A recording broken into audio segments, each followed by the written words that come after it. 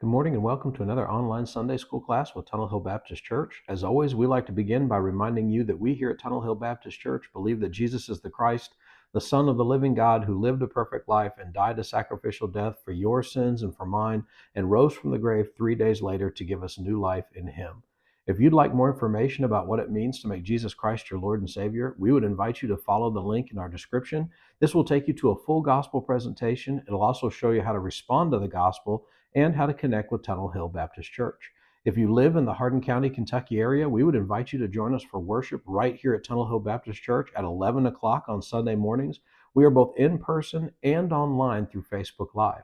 If you do not live in the Hardin County, Kentucky area, we still want to connect with you because we want to help you find a Bible-believing church where you do live. As we continue on in our study of the book of Deuteronomy, we are now in session 11, which is titled Covenant Relationship. And we're going to be looking at Deuteronomy chapter 28. We're going to look at verses 1 through 6, and as well as verses 15 through 19. So again, this is session 11, titled Covenant Relationship, looking at Deuteronomy 28, verses 1 through 6, as well as verses 15 through 19. I want to begin our time this morning by reading from the book. This is the introduction that would be in the personal study guide, and it says this. It says, we've all seen it. The parent is down on one knee talking to his child or her child as the child is about to head into the first day of school at a new school.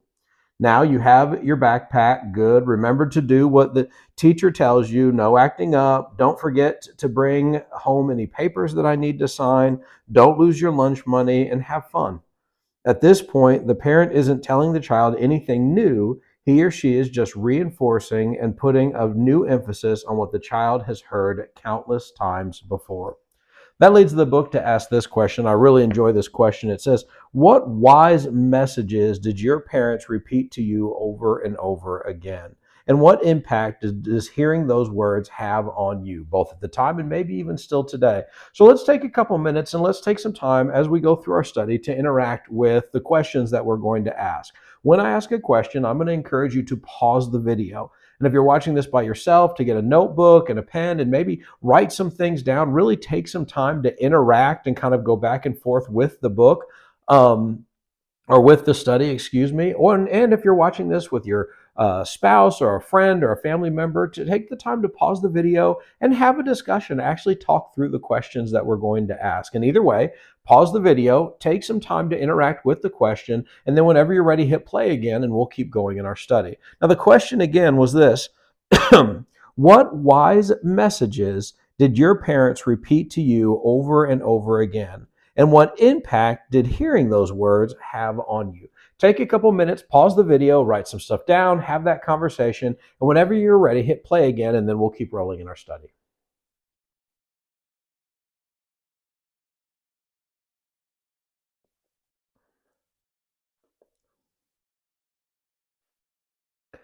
All right, hopefully you've had some time to think of some things. I'll have to be honest, my dad gave me so many bits of wisdom and many other people beyond that, that it's hard for me to even think of just one thing that he might have said or one kind of piece of wisdom that he would have given me. But I will tell you that there's been a lot of times throughout life, and whether it was my dad or one of my grandparents, where that idea of getting the work done, like you get the work done, let's get done what we have to get done so then we can do something else, then we can do what we want to do. And those are kind of words of wisdom that I have always lived by, that they're always, that make sure you get done what you need to get done for today before you play and before you do those other things, to make sure you're prioritizing the right things. And that's definitely something that has stuck with me throughout the years. The book has this to say. It says, it really kind of asks the question, why is passing down wisdom from one generation to the next so important? And we can kind of answer that together when you think about it. When we pass down one wisdom from one generation to the next, that's how we learn to do things and to do things with excellence. It keeps us from making the same mistakes over and over and over again. And it usually just helps us to instill those principles, whether it's things like work ethic or just wisdom, things like wisdom principles that allow us to succeed in in life and to be successful, to have good relationships and good work ethic, all of those things come together, and they really just help us to grow. And as every generation learns and builds on the next, then we are able to keep going. There's a quote that is often talked about among pastors that I like, and I think it applies in a lot of different areas of life as well. And it says, "We just stand on the shoulder of giants."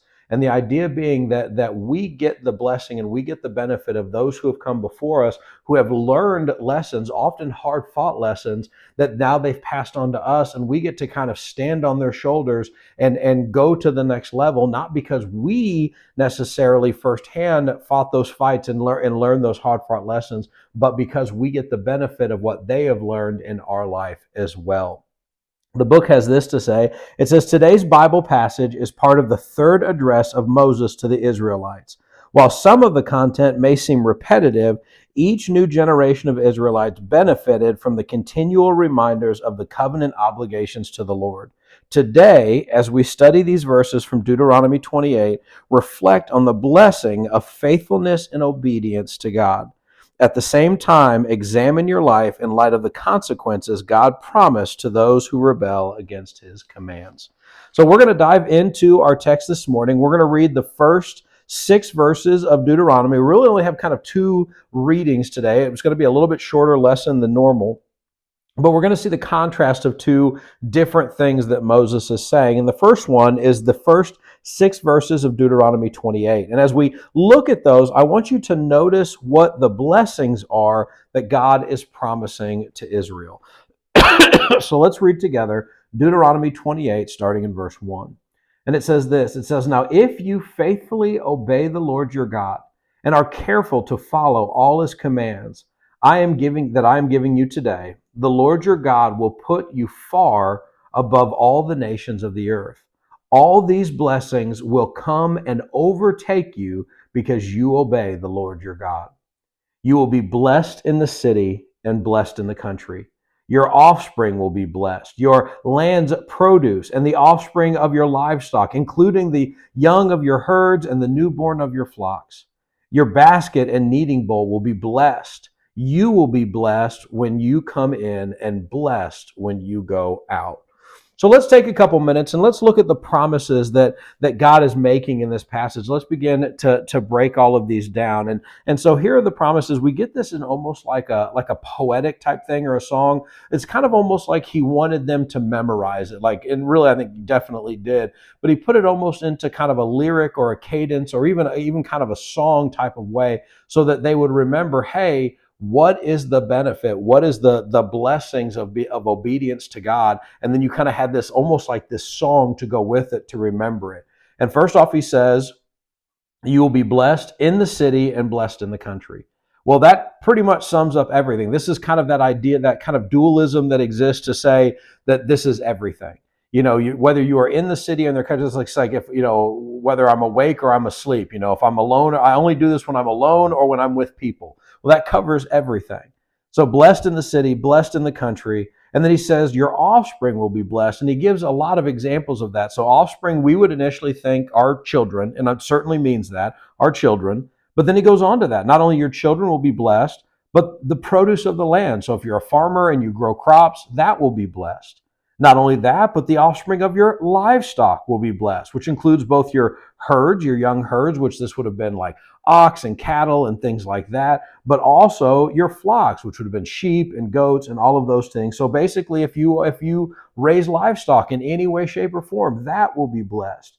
Your basket and your kneading bowl will be blessed. This is a reference to grain. So not only do we have the reference to produce at the beginning of verse 4, but then also in verse 5, we have the blessing of the basket would be what you would probably carry your vegetables in and the things from your garden. There's that I think there's a little bit of an imagery, if we kind of think we're getting near to Thanksgiving, that like cornucopia thing where you have that cone that is filled with fruits and vegetables. That's kind of like the basket, but also your kneading bowl, which would have represented your grain harvest and all that stuff. The place that you would go to have you would put your milled flour and you would put the yeast in there, and the place where you would make your bread, that will be blessed. Whether you're coming or whether you're going, when you're leaving and when you're coming, in every way, shape, and form, at all times, at all places, in every area of your life, you will be blessed. And not only you will be blessed, but your family will be your family will be blessed, and your children and your kids and your grandkids and your great grandkids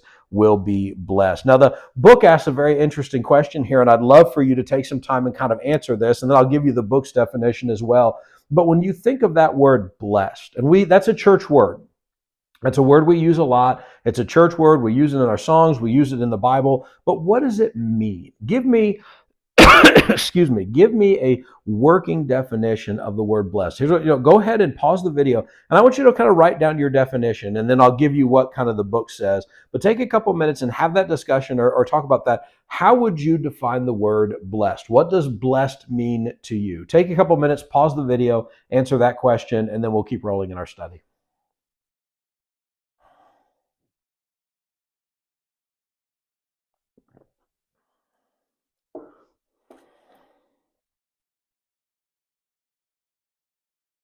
All right, so what does that word blessed mean to you? Some of you may have said just things that go well, or success.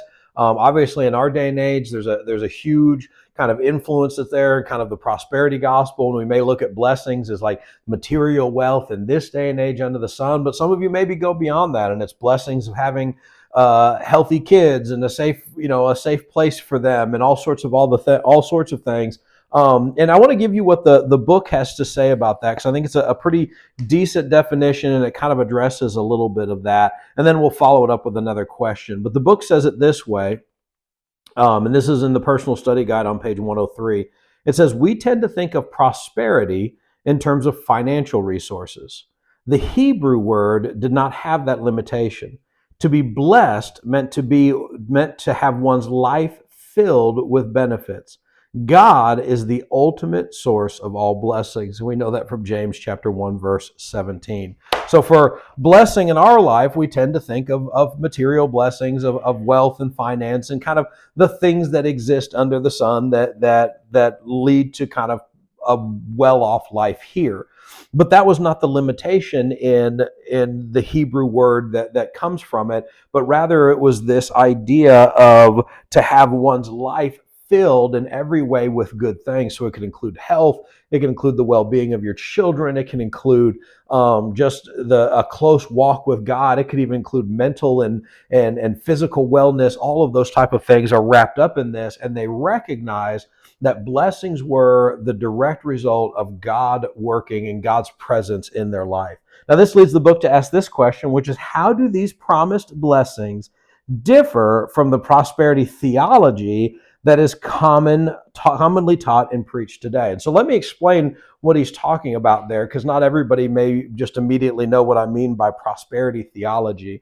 And so the idea here of prosperity theology is that if you do what God wants, or if you do certain things, that God is going to bless you. I'll use that term, bless you, in very real physical terms in this way. Basically, it's the idea that you will have money. Not only will you have money, but there will be an abundance of things, that you will not only be financially provided for, but that you will financially advance, that there is wealth in the midst of all of that, that you will acquire wealth, that you will amass wealth. And that can be both in physical things and also just monetarily. There's going to be that idea. There's going to be the idea that you don't get sick or anything like that. And there's just this idea that because you do certain things or even perform certain tasks, there's one local to this area who talks about if you are praying regularly, if you're fasting regularly, and if you are tithing rather regularly, then all of your financial needs and all of those type of physical things in this life will be met, and not only met, but like exceedingly beyond that, and that you will experience wealth and financial success and great and good things for your kids and all that stuff. This is what it means by the prosperity theology. Now, when we look at this passage and when we think about what it means to be blessed according to the definition I gave you, which is that to have one's life filled with the benefits from God as our ultimate source, how would you kind of align those things? How does the promised blessing here differ from the prosperity theology that is commonly taught and preached today? Take a couple minutes, pause the video, answer that question, have a discussion about it, and then we'll move on to our next text.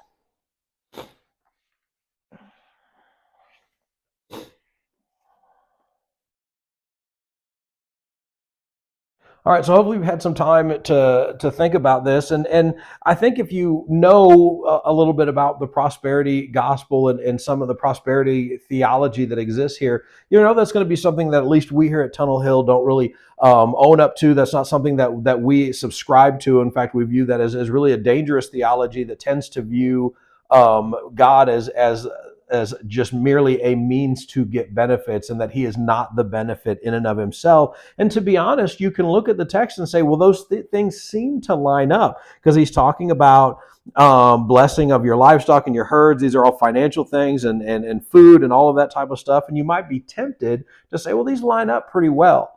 But really, that's not the point of all of this. In fact, what we see here is more of the idea that God is worth all of that. That these, by all means, are the benefits of serving the Lord, but the Lord is the focus, and the Lord is the center of all of these things. And these are the results of that, but they're not the ultimate goal of it. It's just the reality behind it. And really, even with that, we get the idea that God's blessings extend far beyond just physical things. You know, when we think about the blessings of when you come in, you know, whether you're in the city or in the country, and when you come and when you go out, all of those things imply that God is going to be with you and care for you and protect you and be there for you regardless of the situation. And it's more about Him and His faithful love and His grace and His presence. And that's the blessing and that's the reward, and not just those financial things. And so we want to, when we think about, you know, these promises that we get from God, and they're legit, and obedience comes with definite benefits and favor, we want to recognize that the true blessing is closeness with God, and the true blessing is a nearness to God, and to sense and know that God's presence is with us, that Jesus and that God is the reward. These things may be present, but the real reward is a closeness with God, and a closeness and feeling His presence and knowing that He is with us. And so hopefully that helps a little bit, just by way of kind of explanation. You know, please understand, Tunnel Hill Baptist Church does not affirm the prosperity gospel, but rather we affirm that obedience to Christ should be done just out of love for Christ and for who God is, and that yes, these blessings and some of this favor is present in the midst of all that, but this is not the end. Christ Himself is the end. Let's keep going in our text, though. Let's look at the second part of our passage today, and we're going to jump over to verse 15 and read 15 through 19. And I want you to notice something here, is you are going to see a very clear parallel from our first passage to our second passage. I know in my Bible you have to flip the page to see those two things, but I really want you to take the time as I'm reading and think about how this second passage parallels the first passage, and again, listen for those elements of God's covenant.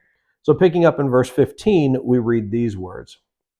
It says, "If you do not obey the Lord your God by carefully following all His commandments and statutes that I am giving you today, all these curses will come and overtake you.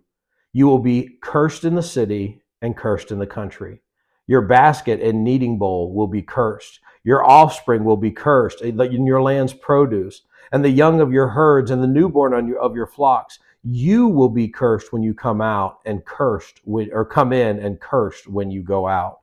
And so there's no question we see this like clear parallel here. We do see that the kneading bowl and the basket are brought to the top of the thing. We do still see the curse in the city and the curse in the country. We see the kneading bowl brought forward. We still see the curse of the offspring and the produce, the herds and the flocks, and then the curse of coming in and going out. But now it is as if God has completely flipped the blessings of the first part, and instead of them being blessings, there will be curses, and these things will be cursed and they will be harmed because of it. Let me read what it says here. It says, "The list of prescribed disasters and miseries is longer than the list of blessings for obedience." In fact, if you read the whole chapter, you'll see very quickly that God, through Moses, spends a much longer time explaining, like, this is how bad it can get if you do not follow me. Like, it can be really good, and He explains how good it is, and if you obey me and if you are following me, it will be great. But if you don't, it will be bad. And what I think He's really communicating is that it will be bad, and it will go from bad to worse to worse to worse. And really, the scary thing is in the passage is it gets worse than you could possibly imagine. And that really happens as we go into the text and as we go into the future of the nation of Israel. It gets really bad because of their disobedience, because of their idolatry. It does really get bad, and God's promises hold to be true. He says this. He says that this was common in ancient agreements. Evidently, negative enforcement was more effective than eliciting compliance, more effective for eliciting compliance than promised future rewards. And so when we look at it again, we've seen this very close similarity. While we would have had blessings when coming and going in the city, now we have curses. When we would have had blessings for your offspring, for the land, the produce, for the herds and the flocks, now we have curses. Where we would have had blessings for the basket and the kneading bowl, now we have curses. Where we would have had blessings of coming and going, and now we have cursing. Quite literally, there is an idea here that disobedience and obedience are at the hinge of everything that is going to happen with the nation of Israel. And if they are obedient to God, and if they do what God is commanding them to do, things will go well for them, and they will experience blessing and favor, and they will thrive, and they will flourish in the land that God has promised them. However, if they don't, then not only will they not flourish like God is promising, but they will experience curses, and they will suffer, and ultimately they will serve other people because of their disobedience. And one of the things the book says is obedience and disobedience are what make the difference. Now, this leads the book to ask this question, which is, what do these curses say about God's nature and God's character? So I want you to really look at both sides. Look at the blessings and look at the curses. And what does this tell us about God? What is this communicating about God's character and nature? Why don't you take a couple minutes, pause the video, answer that question, and then we'll keep going in our study.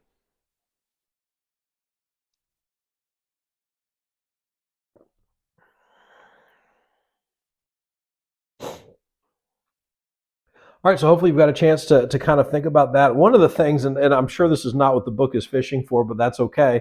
One of the things that comes to my mind right off the bat is that God is not playing here. This is not a parent making a threat that everybody knows they're not going to follow through on. You know, this is not a idle threat that is being made that a father or mother cannot really have anything to do with or really can't enforce. This is real. And God is saying, like, listen, I am commanding you, I'm calling you to live a certain way because you are my people, and I have called you to be holy, and I've called you to be different, and I've called you to be set apart. And I am telling you today, if you do what I say, things will go well with you. But if you do not, things will not go well. And if you continue to resist me, and you continue to rebel from me, and you continue to disobey me, that it is going to get worse and worse and worse and worse. God is communicating very clearly that sin is not a small deal. But on the contrary, sin is a big deal. It is a very big deal. And if they don't take their life with God and sin seriously, that the consequences will be disastrous. And so we really get this idea of how holy and how just God is, because he is communicating as clearly as possible that he will not tolerate sin, and that sin will have consequences. Let's keep going in our study. I want to read to you. This is from the Bible Skill Activity on page 107 of the Personal Study Guide. And I'm going to read this to you. It says this. It says, try to imagine, after reading Deuteronomy 28, both passages that we've had, try to imagine a life where every aspect is experiencing God's blessing. What would it look like in your life? And how and where would God's blessing manifest itself? Now read verses 15 through 19 and try to imagine life totally apart from God's blessing. How might the thought of such an awful alternative motivate people to live faithfully in God's commands? God wanted to see his people demonstrate their faith in him through obedience to his commands. How does, along with this, passages like James chapter 2, verse 18, help with this concept? And so I want you to think about this for just a second. I'm gonna turn in my Bible to James chapter 2 to help you with that. But I want you to think about this. Imagine for a moment life if God's hand and God's blessing was on every single aspect of your life. It almost goes beyond idea. If you think about everything that everything that you touch, everything you do, from the moment you rise up in the morning, when you leave your house, when you go to your job, everything you do that God's favor and God's blessing and all is on, and you're feeling it in every way, shape, and form. You can think about it. You would always wake up from being well rested. You would wake up naturally. You wouldn't need an alarm to stir you up from your to disturb you up from your sleep. Your morning would always go smooth as silk. You'd get up, you'd shower, everything would go well. There'd be no problems. Everybody in your household would get up, and it would be like a dance as we just all moved around the house getting ready. There'd always be time for breakfast, and the coffee would always be the perfect temperature and all those things. The commute to work would go smoothly. Your job would go well. Every customer would go well. Everything would lead to flourishing and great stuff. And you can just imagine just every part of the day. And not that you wouldn't work, not that you wouldn't have to get up, not that you wouldn't have to do things, but it would all just be blessed. And you would just feel God's blessing in everything that you did. And there would just be an overwhelming sense of purpose and peace and success and all of those things in every idea. And then think the opposite. Think of the opposite of that. And that probably did. That was a motivation to them to say, hey, this can be the best thing you could ever imagine. The best way life could be under the sun here on earth.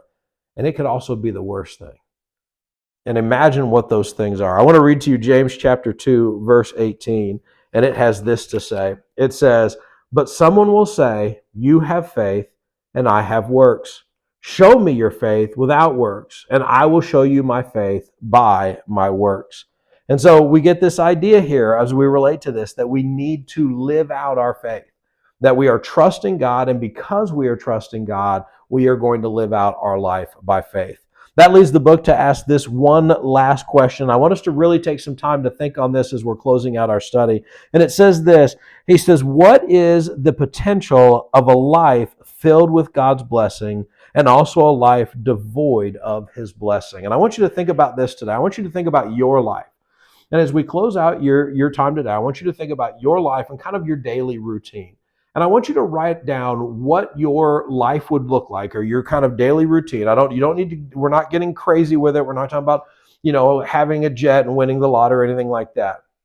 What would your life, I want you to kind of, if you're writing this down, if you're discussing this, what would your life look like if it was just filled with God's blessings? Where in every area of your life, God's hand, God's providence, God's blessing is touching your life. And I want you to really list that out and describe that. And then by contrast, I want you to do the opposite. What would your life look like if it was completely devoid of all of God's blessings? If his hand was not on anything in your life. Look again at your daily routine. If God's hand and God's grace, mercy, and blessing was not on any part of your life, what would it look like? And then with that, I want you to kind of think about how, in light of that, how might you take your obedience to God more seriously? Now, this is not to say that it's all about what you get from God. But when you think about what the passage is saying and how God is at work, and when we are obedient, that God's hand and God's favor is on us, that I think there's truth to that. When you think about what your life filled with God's blessings versus your life completely devoid of it, how does that motivate you to be more obedient, or to take your obedience to God and obedience to his word more seriously? I want you to do that. Close out your time. Pray specifically for God to reveal to you the ways that you could grow in your obedience to him and obedience to his word. And then I would invite you to join us right here for worship at 11 o'clock. We are both in person and online through Facebook Live. Thank you so much for joining us today. It's been a blessing to have you. God bless.